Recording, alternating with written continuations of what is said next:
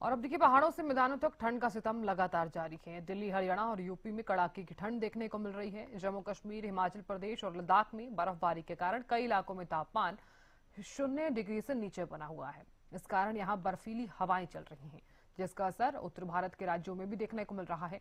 आधे से ज्यादा हिंदुस्तान में बारिश और घने कोहरे का अलर्ट है। धुंध का सबसे ज्यादा असर पंजाब, हरियाणा और दिल्ली में दिखा। दिल्ली में विजिबिलिटी घटने से 25 ट्रेनें और कुछ फ्लाइट्स भी लेट हो गई हैं।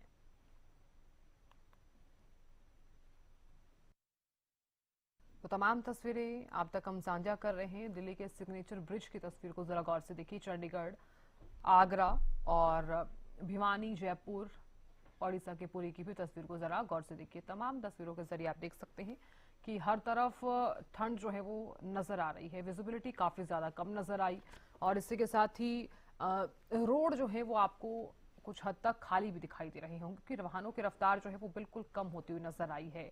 धीमी गति के साथ वाहन रेंग रेंग कर चल रहे हैं।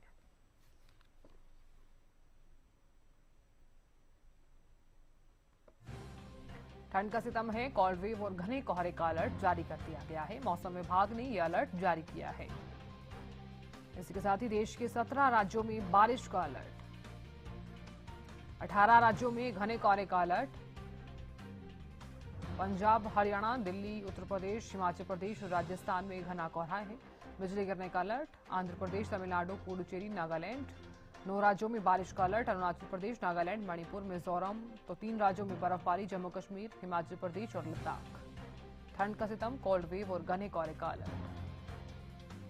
ठंड का सितम, मौसम विभाग ने अलर्ट जारी कर दिया है। देश के 17 राज्यों में बारिश का अलर्ट, 18 राज्यों में घने कोहरे का अलर्ट, 6 राज्यों में घना कोहरा।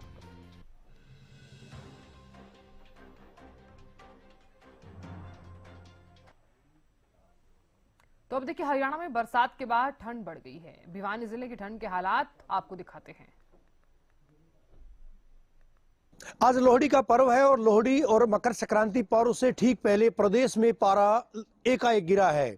पारे की अगर बात करें 3 डिग्री तक पारा गिरा है और अप्रत्याशित तरीके से 14 गुना ज्यादा बारिश भी लोहड़ी से एक दिन पहले दर्ज की गई थी। पूरे प्रदेश में 0.4 mm औसतन बारिश इस मौसम में होती है, लेकिन इस बार 14 गुना ज्यादा बारिश दर्ज की गई है। तो कहीं ना कहीं माना जा सकता है कि जिस तरह से 6 mm बारिश कल दर्ज की गई थी, उससे माना जा सकता है कि फसलों को तो फायदा होगा, फसलों को तो पूरा लाभ होगा, लेकिन निश्चित तौर पर जो ठंडक है वो ज्यादा बढ़ी है। लोग बेहद परेशान हैं, घरों से निकलने से भी गुरेज कर रहे हैं। इससे तरह अगर बात करें आने वाले 2-3 दिन में इसी तरह से ठंड और बढ़ेगी।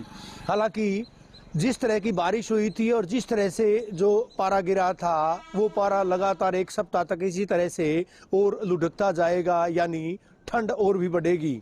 आज धुंध का ऑरेंज अलर्ट जारी किया गया है और कल मकर संक्रांति के दिन धुंध का येलो अलर्ट रहेगा। प्रदेश के अधिकांश जिलों में इसी तरह का आलम है। 15 और 16 तारीख को मौसम एक बार फिर से बदलेगा और जब मौसम बदलेगा, बारिश होगी, तो निश्चित तौर पर अब ये उम्मीद नहीं की जा सकती कि एक पखवाड़े तक ठंड कम होगी।